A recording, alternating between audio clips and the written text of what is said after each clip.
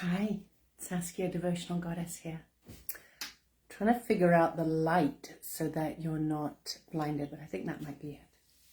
So today is Sunday and we've had our first snow last night. So it was a beautiful winter wonderland this morning.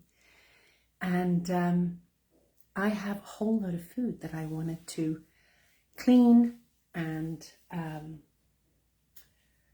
cook off because it's, I don't want it to go to waste. So I had bananas. I made a banana cake, and I had chocolate and chickpeas, and I made my chocolate chickpea cake. So those will go in the freezer. We'll enjoy some of it now, but some of it will go in the freezer. So it looks really hazy. Oh, that's better. Okay, that's better. I was like, something up with the image here. All right, so I wanted to get this cooked off and put in my Instant Pot so I can leave. A friend is singing in a choir today and I really want to listen, but I know I'm going to be a little late. But I needed to get food in the Instant Pot before I left. So I'm just going to chop up the veggies. It's going to be a vegetable soup with beans. So it's going to be hearty, and then I decided this morning I was going to make French toast. Not French toast, garlic bread. Very different. Garlic bread. Once I picked up my girls and we prepare for dinner. So that's going to be delicious. So that got me all excited because garlic bread is just so delicious, and we all love it, and we don't do it that often. All right. So I like to chop up my veggies in the blender because then the kids don't see it. Because if they'll see the carrots, like, I don't like carrots. I don't like cooked carrots. And it's like, well, the fact that it's in the food actually is what gives it that flavor. So as a parent, sometimes you just need to be mindful of that and put it in such a way that they're none the wiser, but they still get the nutrients.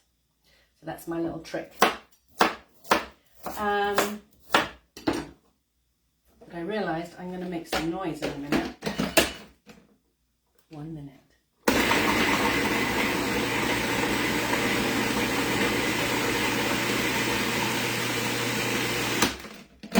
Lovely.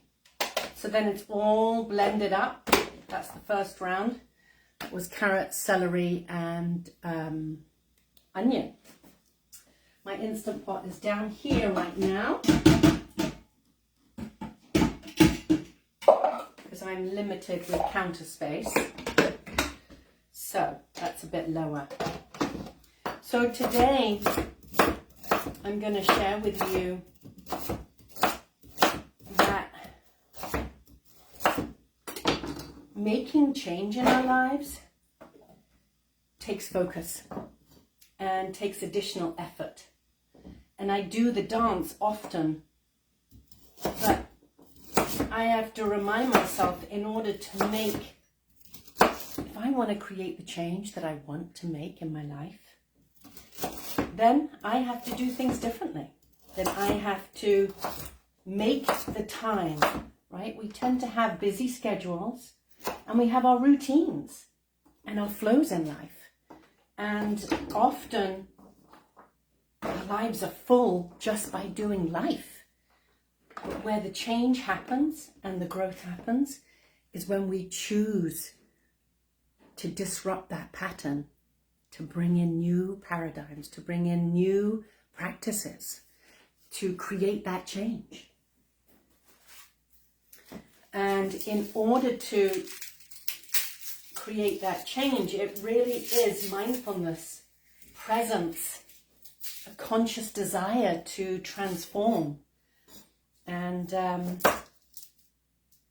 when we really want to make change, we know ourselves, we will make it happen. But if we're half-hearted, then the same mediocre results continue to play out. And we don't live the life and have the experiences that we truly desire to make or to have and to live. And that we continue to settle with mediocrity. What we don't see for those successful people behind the scenes is that they have put themselves in uncomfortable situations. They've allowed themselves to truly be clear on what it is they want to transform. And they put their energy and attention onto that and really brought about change. And it's that consistent effort that allows for that change. And it's not comfortable because, especially in the beginning, we don't see the fruits of our labor. So sometimes we've just got to go on the belief of, I know I can make change. But the pausing every now and then and to acknowledge and witness how life has already changed. Right? Sometimes I need to pause and just give myself credit of 3 years ago, you were undergoing chemotherapy. Right? It's actually it was 4 years ago. So it really is that pause of, look how far I've come.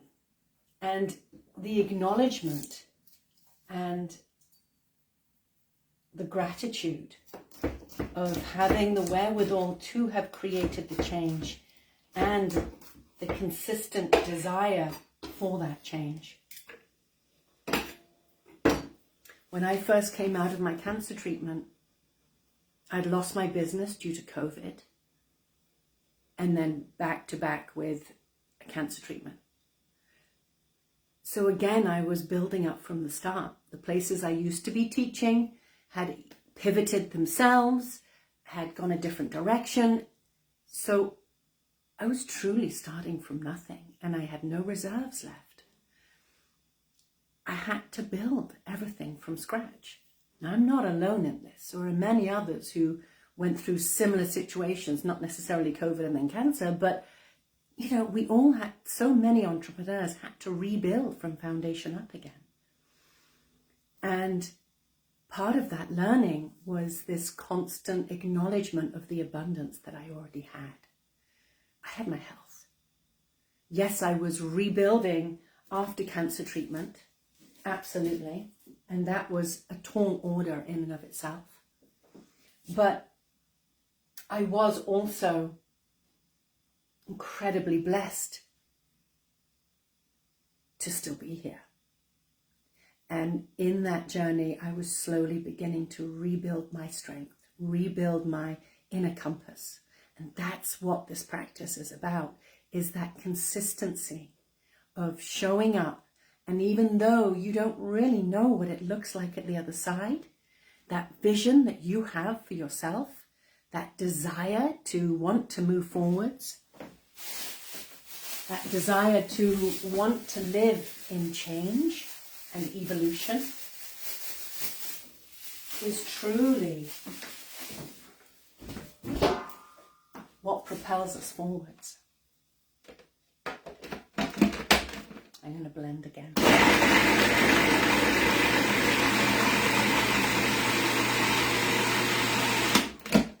So this time I put loads of garlic in. That first batch didn't have any garlic. So I just put loads of garlic in with the carrots.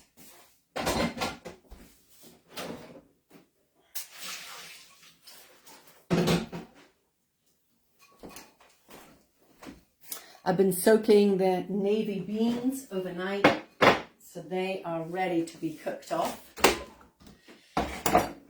And this is the kind of weather where you want to have something nourishing, warming. I've got dried herbs that I had from the community garden already in the pan. Now I'm going to add that garlic, saute it.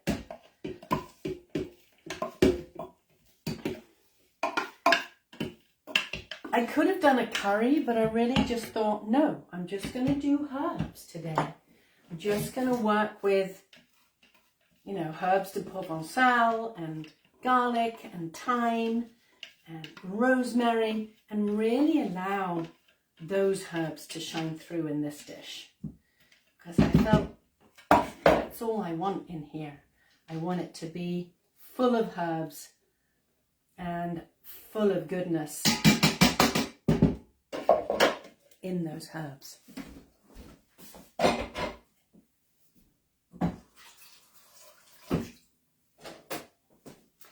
So excited to saute that up. Rinse that off. I've got tomatoes here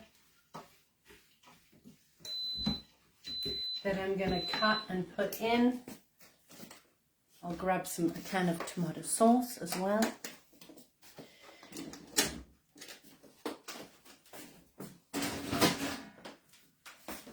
So in order for change to happen,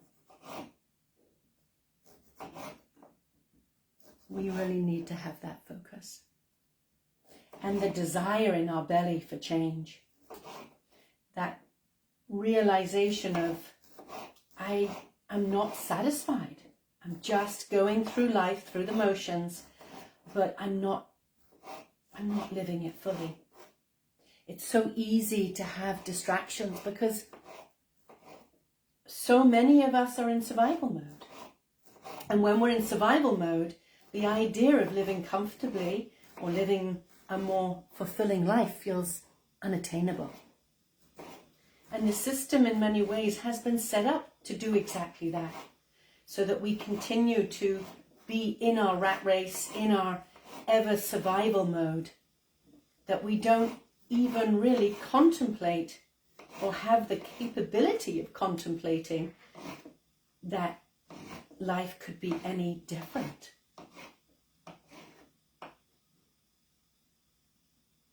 But this time is all about that transformation. This time is all about that change, exactly. It's about exploring that growth within us and coming to realize, you know what? It's more than just acquiring. It's more than just getting by. I've got my house, I've got my dream car, I've got, you know, we can go through the list of things that we've acquired and then acknowledging, why am I not satisfied? Because the soul knows there's more. And that more is that deep connection with ourselves. That more is connecting to our hearts and connecting to the true essence of who we are and our capabilities within that connection of who we are. And that's that discomfort. And we've been enticed to move further and further away from that connection through the aesthetics that we see, through our focus on our external, right?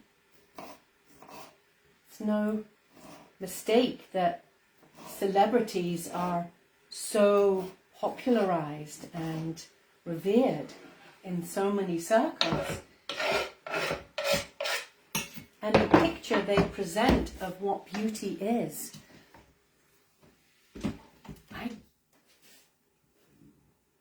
doesn't feed the soul. So if you've gone down that path and realized, but I'm still not happy, I'm still not satisfied, you're ready to turn inwards. You're ready to explore that inner journey of who you are within your own magnificence. If continuing to adorn the external, be it through fillers or whatever people do to their body in order to have them look younger on the outer, what I found is that the true beauty, when I see a beautiful woman or a beautiful man, it's because they're alive. It's because they have this radiance that comes from their heart. And they know who they are. They know what lights them up. And they know how to nurture self, how to keep themselves in check, how to keep themselves in balance in what they eat, in what they do, in how they orbit around the world. And their connection to fellow human beings and how they interact with fellow human beings from that heart-centered place is the most beautiful part of a person, is the most radiant aspect. And that's our birthright. That's the true beauty of someone who can really know who they are from inside out and be themselves without any hesitation, without any editing, and just saying, here I am for all the world to see. This is me. And I am at peace here, that I'm happy to dance and let my spirit sing at the top of my voice, hopefully well, but in ways that continue to enrich their lives. I'm just getting some water to put into my soup. Where are the ways that you are truly enriching your life?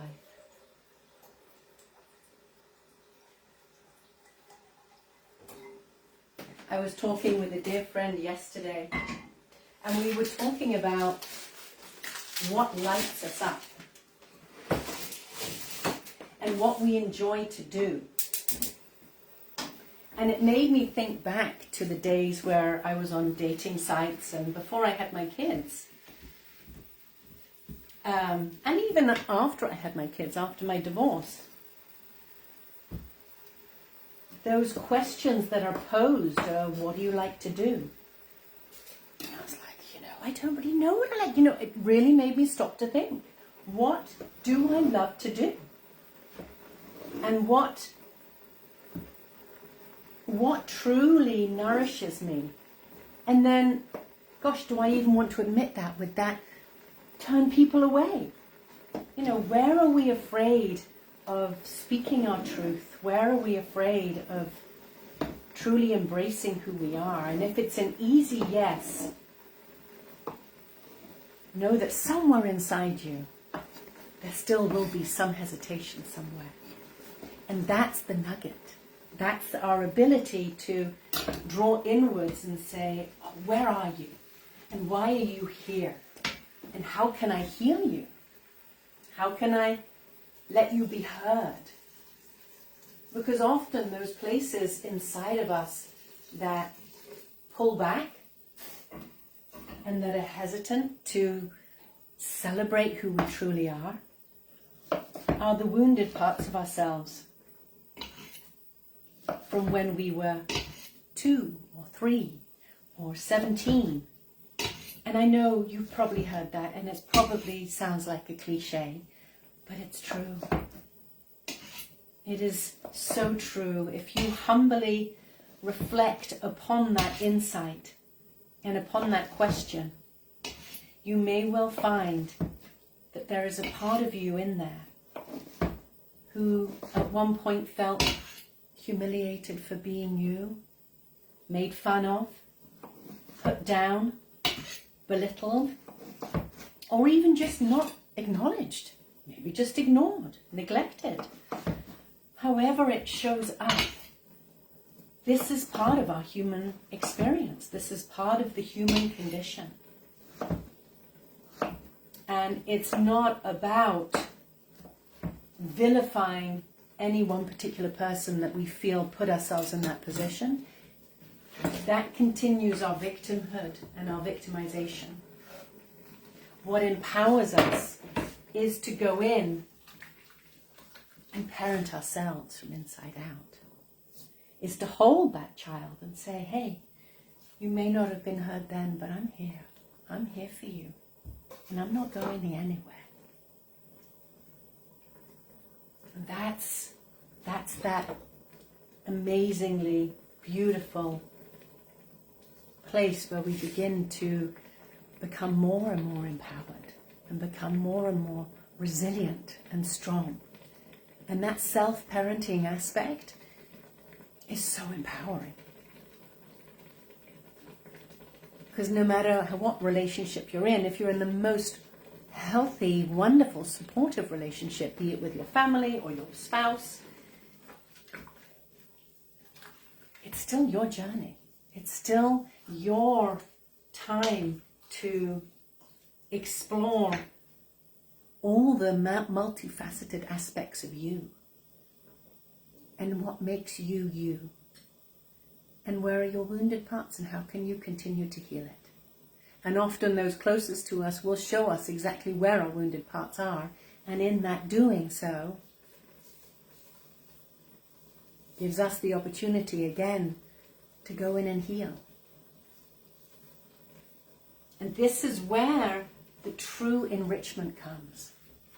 This is where that true joie de vivre, that true joy for life will spring from, because we become more and more at home inside. And we come to know what home is inside of us.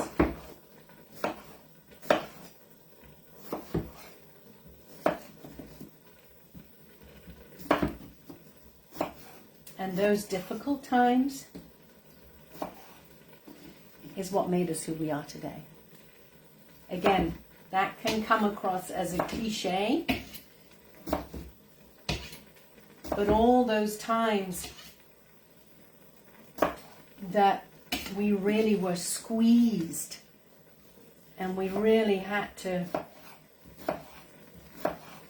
work hard to find our sense of home, to find our sense of balance, and to come out the other end, that's what ultimately made us stronger.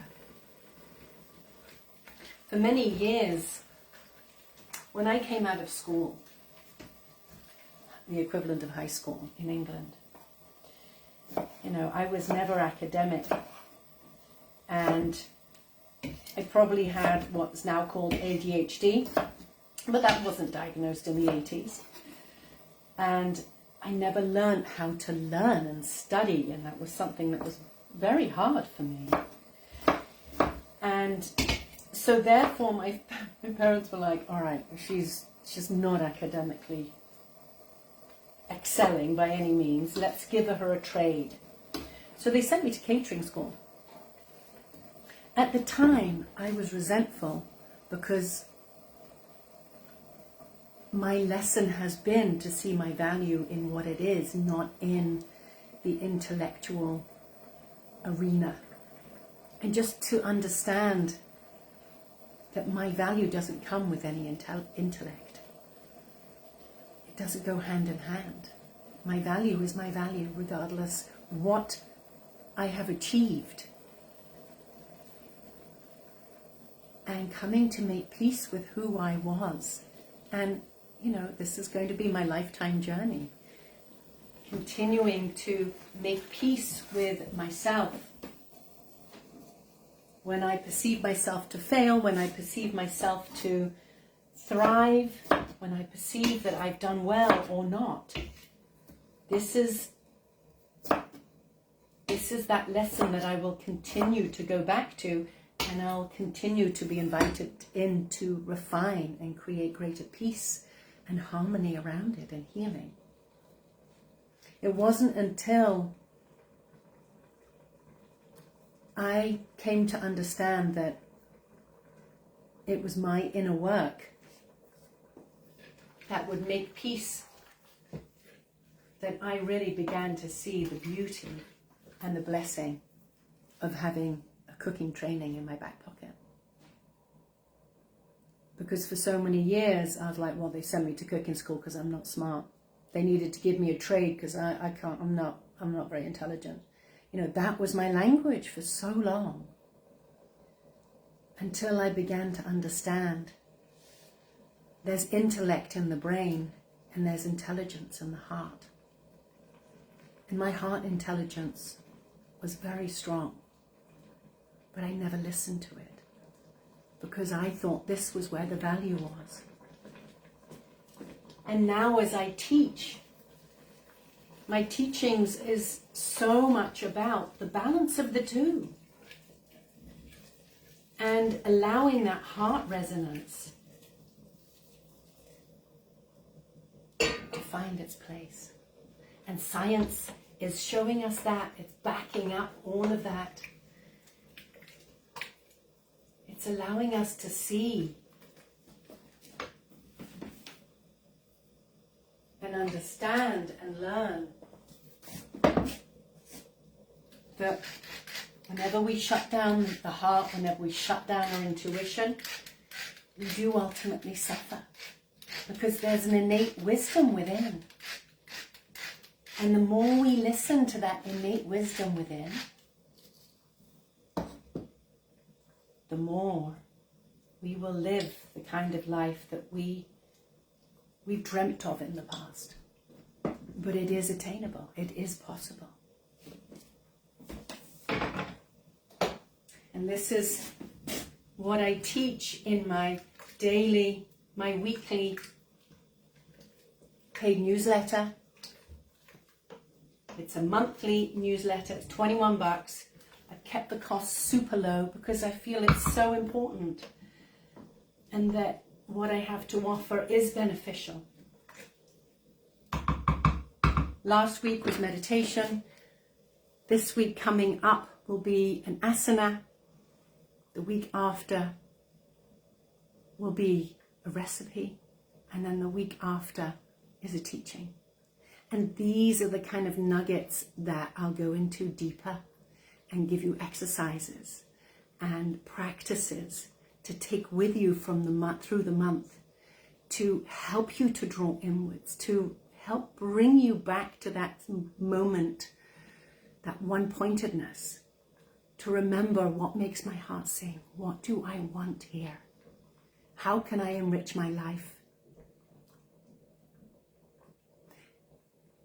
And then in the next step, this is what we do in the day retreat. We remove ourselves from the chaos of our lives. So we have a day to retreat.